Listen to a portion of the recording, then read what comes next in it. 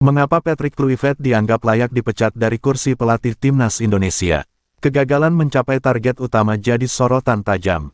Masa depan Patrick Kluivert sebagai pelatih tim nasional Indonesia berada di ujung tanduk menyusul kegagalan skuad Garuda melaju ke Piala Dunia 2026. Meskipun baru menjabat sejak Januari tahun 2025, tuntutan agar Kluivert dicopot semakin menguat di kalangan publik, pengamat, hingga internal PSSI.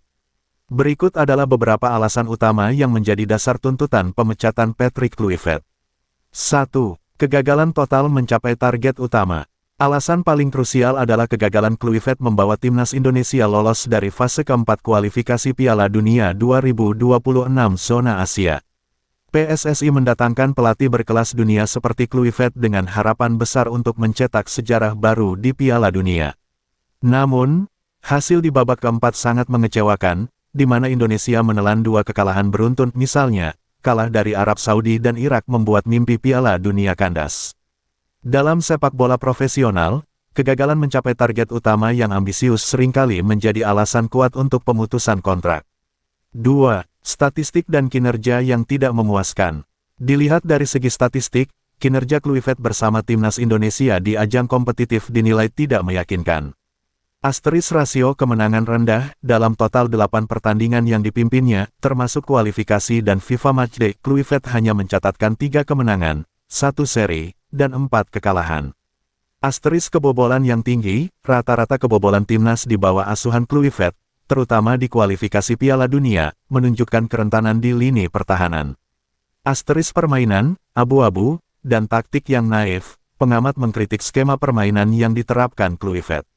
Ia dinilai terlalu naif dengan menerapkan gaya bermain terbuka, menyerang saat melawan tim-tim raksasa Asia, yang justru membuat lini pertahanan terekspos dan menjadi lumbung gol. Kontrasnya, saat menghadapi tim yang levelnya setara atau di bawah, hasil yang didapat juga kurang meyakinkan.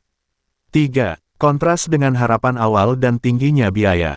Penunjukan Patrick Kluivert pada awal tahun 2025 memicu optimisme tinggi, didukung oleh janji PSSI untuk membawa tim pelatih terbaik sepanjang masa. Namun, tingginya gaji dan fasilitas yang harus dikeluarkan PSSI untuk Kluivert dan staf kepelatihan dari Belanda dianggap tidak sebanding dengan hasil dan perkembangan tim yang terlihat di lapangan. Kegagalan ini membuat pengeluaran besar PSSI menjadi sorotan publik. 4.